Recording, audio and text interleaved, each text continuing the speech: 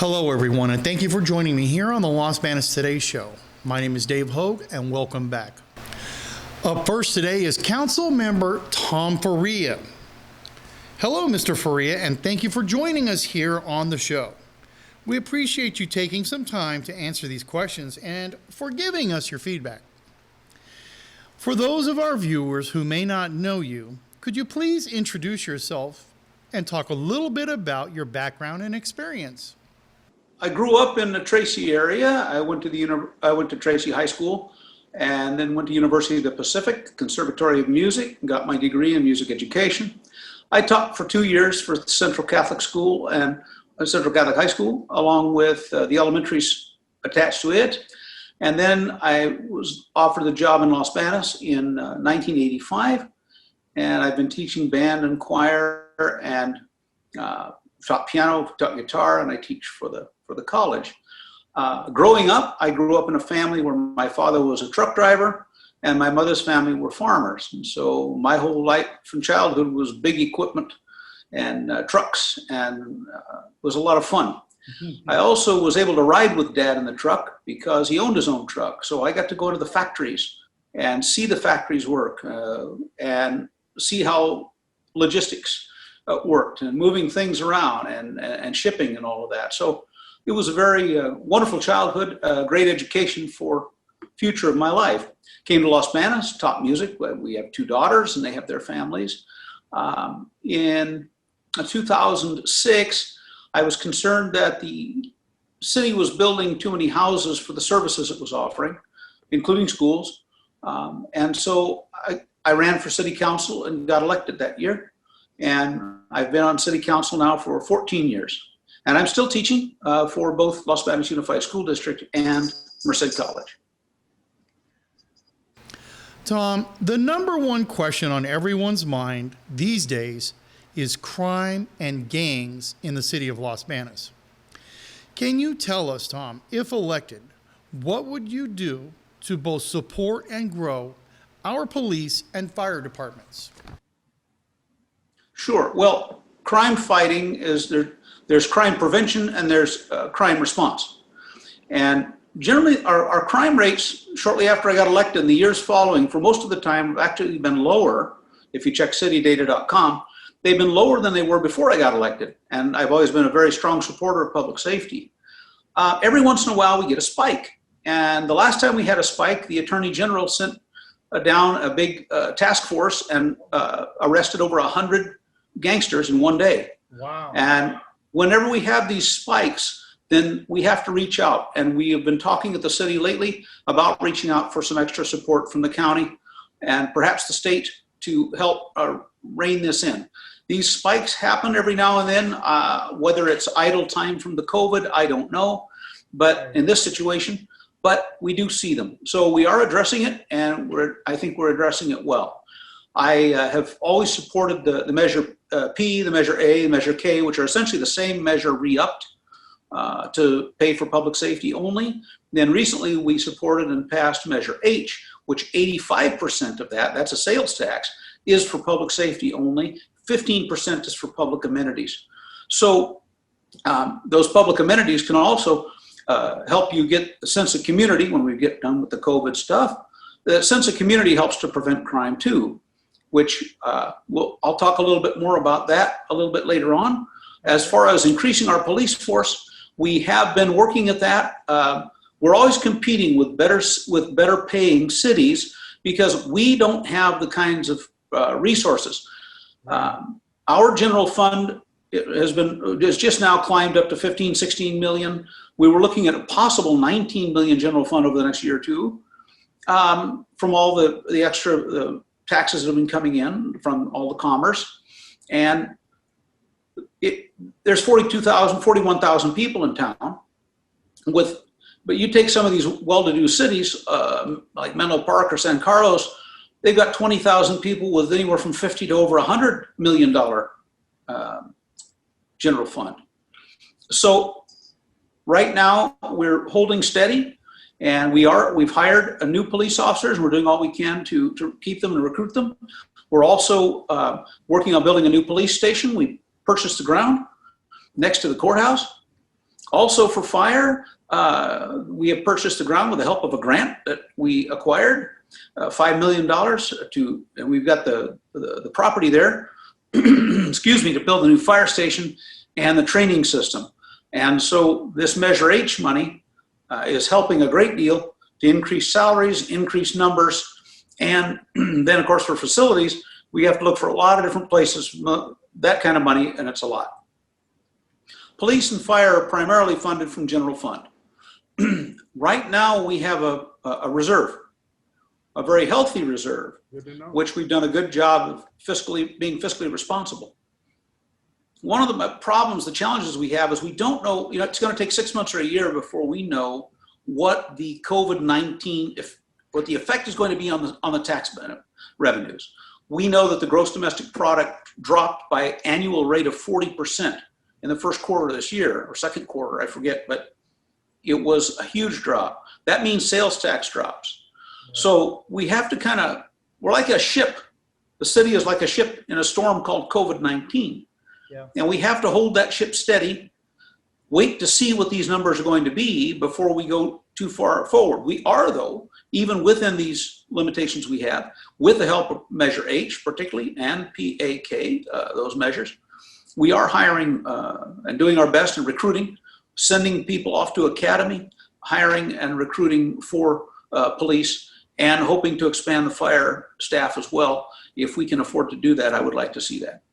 We all know jobs is the second most asked question by our viewers. And the big question on everyone's mind is, if elected, how do you feel about bringing tech and manufacturing jobs to the city of Los Banos, and how would you go about doing that? Tech manufacturing is a particular challenge. The tech, my son-in-law worked in, and I talked to him about this extensively because he worked in both, he worked in commercial and residential real estate in the Bay Area. And he dealt with the real estate there all the way from San Francisco to Monterey. And he said the tech industry likes its brain trusts close to each other. They, in the brain trust type area where they're really generating new software and whatnot, that is that they like they want all the people in the same room together. Zoom meetings don't work well for those people. And also the manufacturers and their various suppliers, they have the Oakland port and rail there.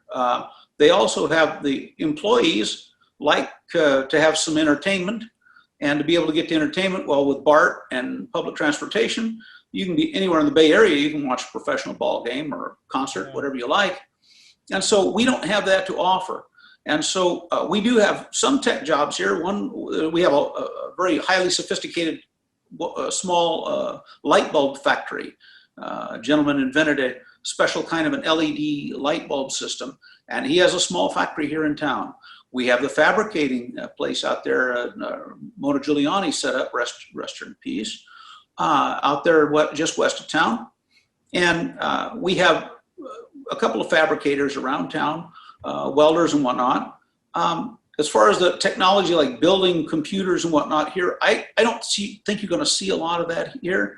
I don't think I don't think they want to come here because of that 100 miles over the hill. I think they like their situation there, where they're all close together. So that is a real challenge. Would I like to have that business here? Yes. Would I like to have those factories here? Yes.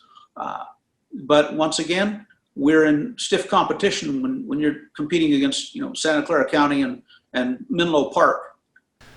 Now, we've all heard that there might be a business park built in Los Banos. What are your thoughts on that? We had a lot of energy going there, but one of the problems we found after we did some research is there's a little water problem there. Oh. So you'd have to get water out there. If it's city water, it'd be plumbed a long way. Yeah. So that's kind of taken a back seat to the industrial. We've hired a recruiter for industrial businesses, just as we did commercial businesses with, Buxton brought us things like Ross and Marshalls and Dutch Bros and Chipotle. We've hired a consulting firm like that, but to bring industrial business, manufacturing jobs. They have told us that we are a middle-size manufacturing area. We can't handle the big manufacturing in our town. Oh. Out in the country areas, the rural areas, we have some of the biggest tomato canneries in the world. But in town, which is what brings the big benefit to the tax base, but anywhere you get those big jobs, those big factories, you benefit your community for jobs. You know, there's a lot of jobs out at the canneries, and a lot of them pay very well. But we're looking to recruit more of that middle industrial. Los Banos has another challenge in the industrial area, in that we can't. Some industries create byproducts that can't be. It costs too much to process them because we're in the middle of the wetlands, and so we can't contaminate wetlands with the byproducts from manufacturing, because those are protected lands, and we don't want to see those lands damaged. So that's the challenge we face there. But we are moving ahead, and we're being very methodical, and I think very successful so far with these pursuing new business to come to town and industrial development as well. The bypass has been the elephant in the room, so to speak, for many years. And with the widening of Pioneer Road, we may get just a local bypass. Do you feel that that's going to be an adequate method of relieving congestion on Pacheco Boulevard? And what are your thoughts on this? The big challenge Los Banos has, and Pacheco Boulevard, if it weren't for Pacheco Boulevard, realize we're only 41,000 people. Yeah. If it weren't for Pacheco Boulevard, you would not see that giant Home Depot. You would not see that giant Target. You would not see Harbor Freight and Hobby Lobby and all these and all these stores that people like. You wouldn't see all the Starbucks along. That people like that too. And it just opened a new one. So we get that a lot of sales tax from that highway. If you were to lose the sales tax from that highway, it's millions of dollars that would be lost. Right. What we want to do is we want to, I want to see Pioneer Road widened. I don't want to see a bypass built, but if you widen Pioneer, which the locals already know how to get around Pacheco Boulevard. Right. Go to Pioneer, go to I Street. If they want to go way around, they'll go to Henry Miller. But the Pioneer idea of widening that will make that road more comfortable for people, locals using it. I don't want to see a complete bypass unless the only way I would ever support a bypass is if we would be able to annex every junction. I grew up in Tracy, and I lived in Tracy, had Highway 50 coming through it, 11th Street. When they built 205, their restaurants, fuel, and hotels all died, along with a whole bunch of retail. Right. To this day, 2 or 3 years ago, Tracy City Council was working on a law about what you could and couldn't do with the buildings that are still there that they can't fill anymore because they don't have that traffic. Right. I don't want to see that situation happen here. Right. Relieve that traffic, particularly the local people coming around town, but keep that flow of money coming in, because realize when people come from somewhere else and spend their money, we get their money, but we don't have to provide them water, sewer, garbage, police, right. Fire services, schools. They leave their money and go. The tourist dollar is the biggest dollar you can make. Yeah. So it's one of those things you have to be very careful. When the northern route bypass, the big one was going to go north of town there, came through, I said, well, I'll support this if we can annex every junction, because the junctions are where the restaurants, the fueling stations, the snack stations, and the hotels are going to be. Don't forget transit occupancy, TOT, transit occupancy tax in hotels. That's a big chunk of change that comes to the city too. You would lose that too. So you don't want to shoot the old, don't cut off your nose to spite your face. If you were to completely bypass Los Banos, I grew up in Tracy and I watched 205 bypass the town, and then now 205 is a parking lot at 5 o'clock every day. Yeah. And people are using the old road through town as a bypass to the bypass. Right. And so if we move cautiously and wisely, we can widen Pioneer. We're probably going to need a sound wall along there. That's if you're going to have more traffic through there, that's going to need a sound wall. along the whole strip. Realize that there's a strip of Pioneer that's not annexed, and there's no housing there. There's still some sections there.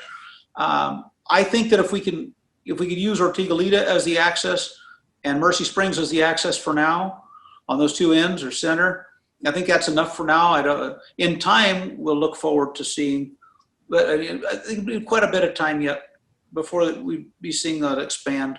For instance, if you're going to expand to the east, that would have to be a project of a developer who'd want to build something there.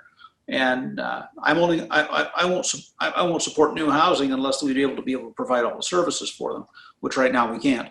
So, which brings me to another point, is that the housing, a lot of new houses being built right now, just about all of them were annexed and entitled before I even took office in 2006. I was involved in the annexation of Villa Burano, which is a triangle up there. I forget the name of the project now. It's over there in the northeastern corner of town. It was an infill triangle. It wasn't very big.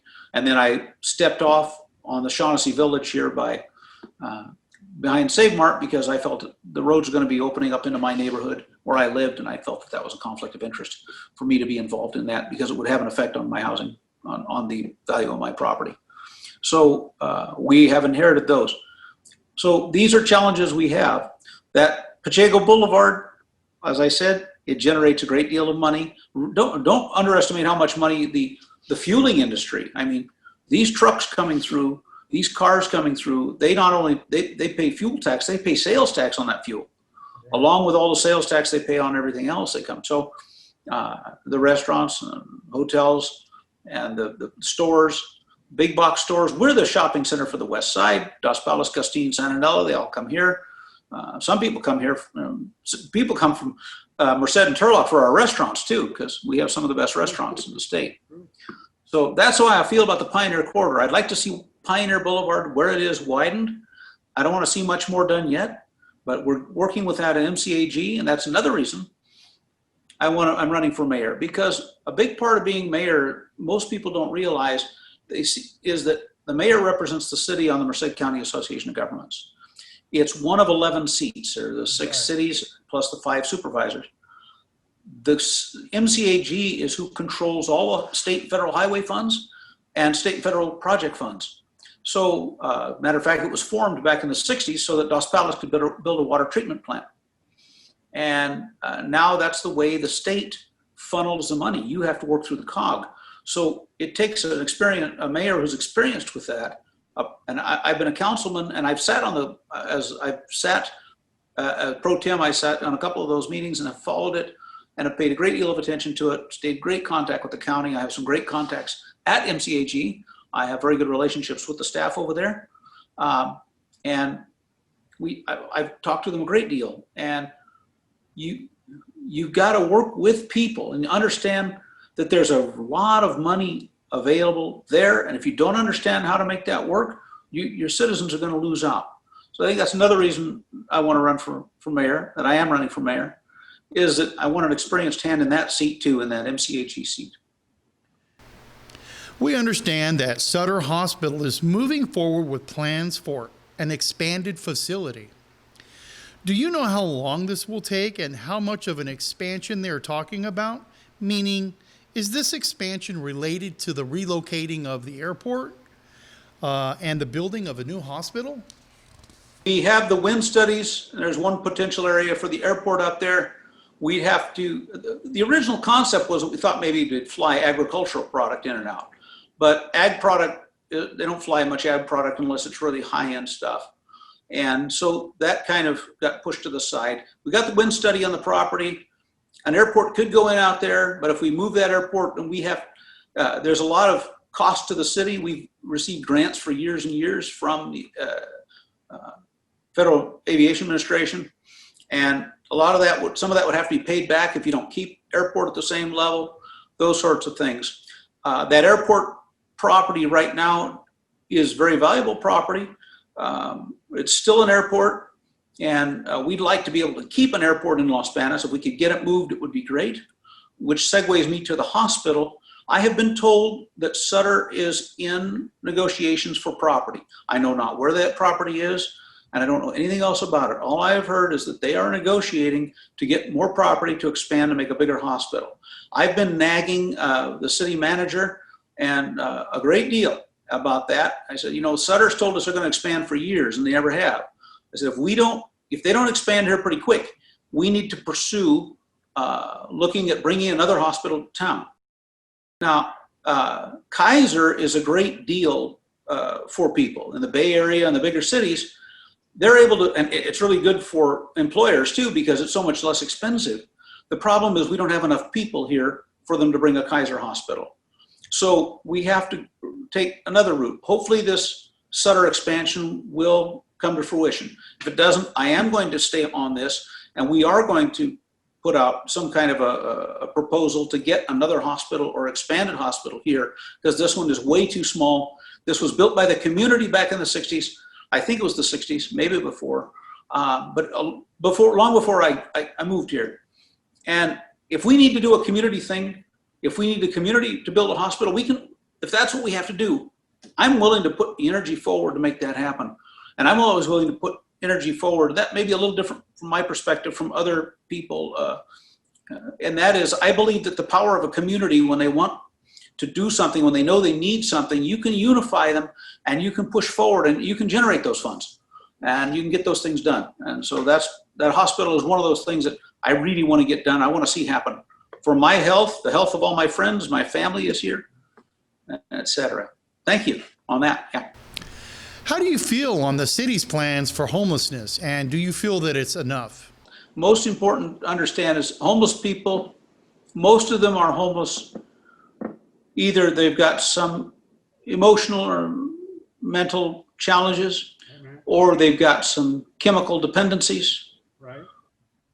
They need treatment. And what they found is, I don't know if you've been reading lately, Houston, the city of Houston found that it used to be that we give them services, and then if we could find, and then after we give them services, then we give them some housing.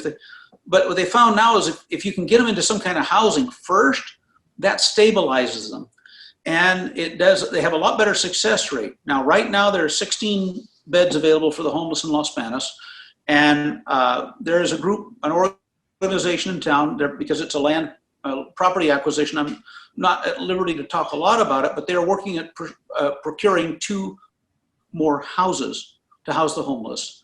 Another challenge we have is that the Martin versus Boise case in the Ninth Circuit Court allows that if there is not enough shelter in the area, that homeless can settle on public property and you cannot kick them off. What we're trying to do now is manage that situation while we're waiting to acquire more beds. Manage that situation so that we don't have them all over town. So we have maybe, I don't know, in various areas where we can give them a little more, maybe protect them against themselves, and maybe get them some services so that we have to, these people are human beings. They have dignity as human beings.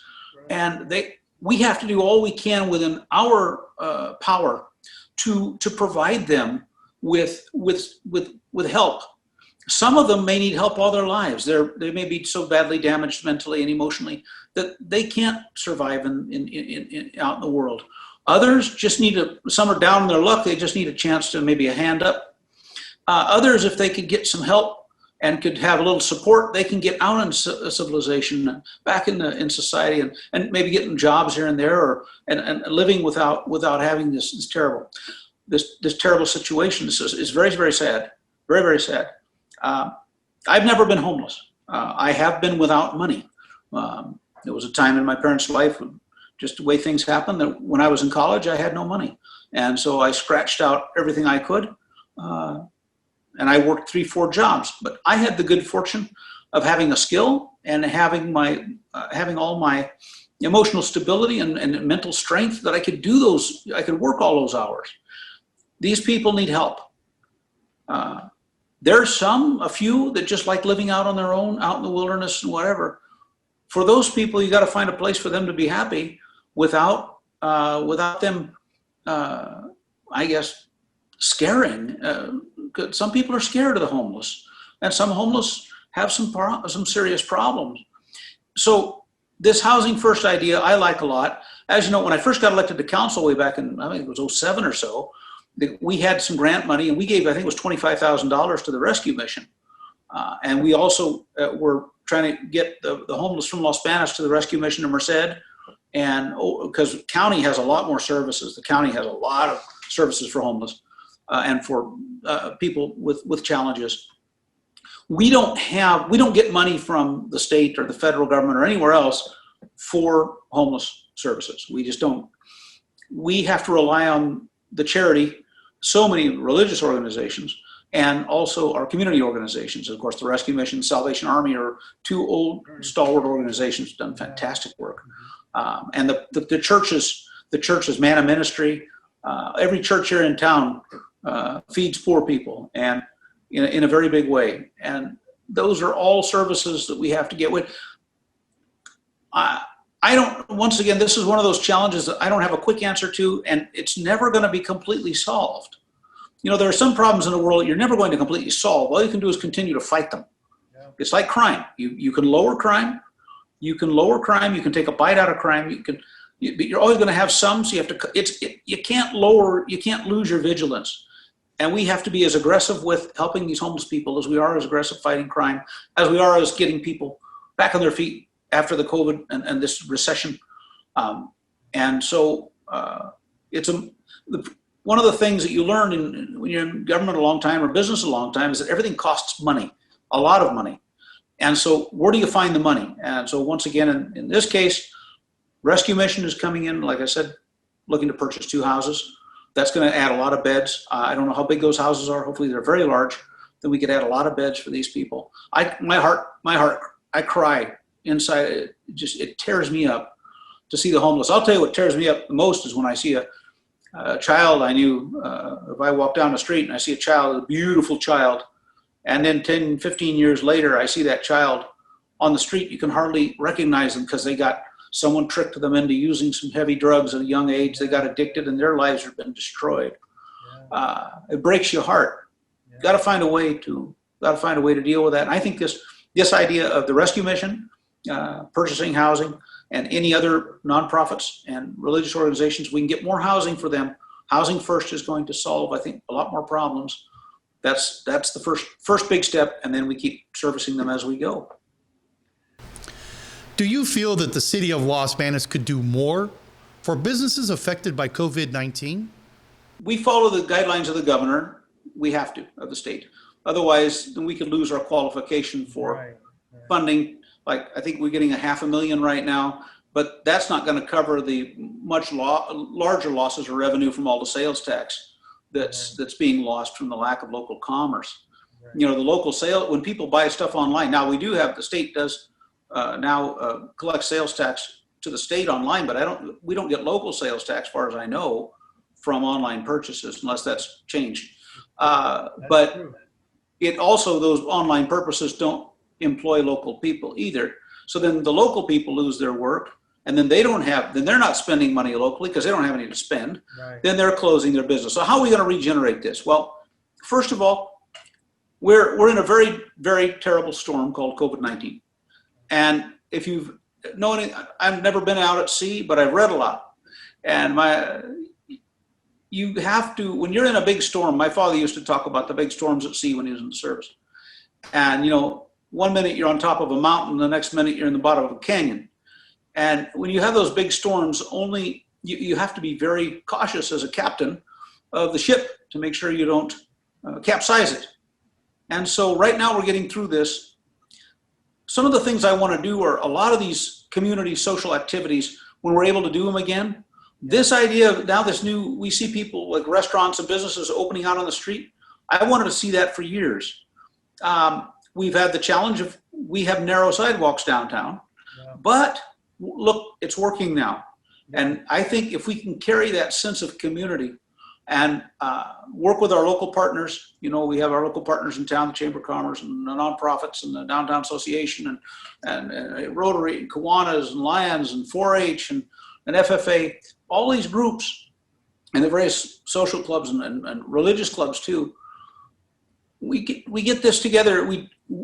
We come out guns a-blazing, as they used to say. let's do a lot of stuff to get people up and out and active again as soon as we can. The problem is, until we get a vaccine or a cure or an absolute way to prevent the spread of this thing, we're at the mercy of this. I feel like, like my parents went through the polio era, and everybody was scared to death of getting polio. And then, of course, the flu epidemic, my grandmother lived through that back in 1918, I think it was. These epidemics can just cripple a civilization. They cripple your society. And right now, we're hanging on, doing the best we can, being very cautious and very safe.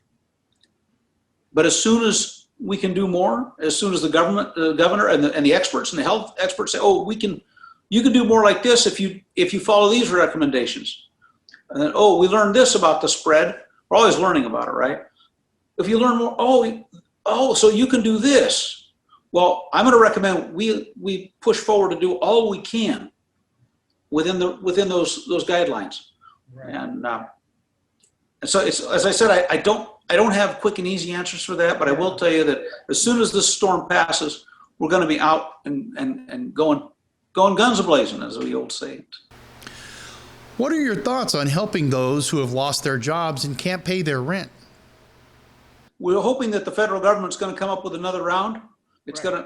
It's going to cost a lot up there, but in the long run, big catastrophes that have hit this country, we've come through them, and it's cost a lot of money. I mean, during World War II was the largest percentage of government spending in history, and that's what it took to win World War II. And then we came out of it.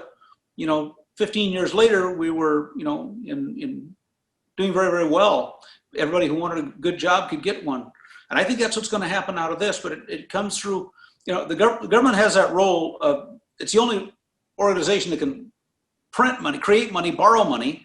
And so it's our job to connect people to that. And also any community type volunteer donations, whatever, and there to help people. And that's very important. How do you feel about our existing schools, and do you feel that we could do better? The sooner we can get back to real school, the real world, the happier I'll be. And I'm a choir director, I'm a music teacher, so I teach people to make music in groups. And the technology won't let us do that yet. If I have 20 students singing in a Zoom, all I get is gobbledygook. Wow. I could deal with the latency, but I can't deal with the gobbledygook. As far as schools, I'm teaching school for so long. Children, my mother always taught, children are the primary focus of everyone's life because they're the future of the world. And so I always take that as very important. And one thing about Los Banos is that we have a very high percentage of children here. We're talking about a town, you've got 12,000 children in a town of 40,000. 28% of the town are school children. And that doesn't count the preschool children and the students that are still, the college students that are home with their parents. We need a town that is children friendly, family friendly. I like to say Los Banos is a place where families can flourish. And that's what I want to see. And that's why these after school programs, this officer on the beat program, these activities, these social activities to bring people together. I think that these are the things that I want to do more of as a mayor. Is there anything you would like to say to our viewers before we close? Los Banos, my father was born here in 1921. My grandmother was born here in 1901. My father's family moved away.